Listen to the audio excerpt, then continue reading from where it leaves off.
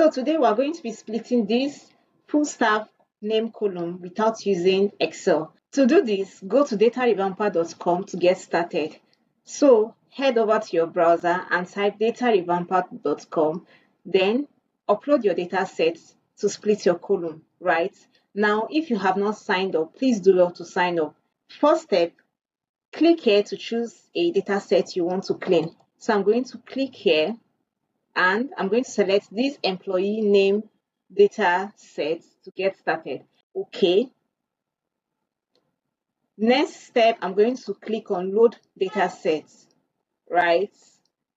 For today's video, I'm going to be using the manual split to split the full staff name column, right? All you need to do is click on manual split, select the column name you want to split. So I'm going to select this like so. Then for the delimiter, it's a space, right? I'm going to just click a space, right, for the delimiter.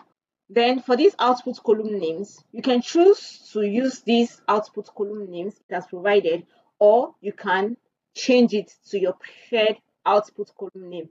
For this data set, I'm going to be using first name and last name. So I'm going to change this to first name, right? Then I'm going to change the second one to last name. And that is it. Do you want to drop source column after split? Yes, I want to drop the original column name after split. So I'm going to click on apply manual splits. As you can see, manual splits applied successfully. Okay, then I'm going to go straight to preview before apply to see the changes I have done in this data set, right? Fantastic. We have first name and we have last name. Okay, so I'm going to click download cleaned outputs, prepare my download, confirm download, then download cleaned Excel and wait for it to download. Our data set is ready. So let us click to view our data set. Okay, it's coming up. Let's wait.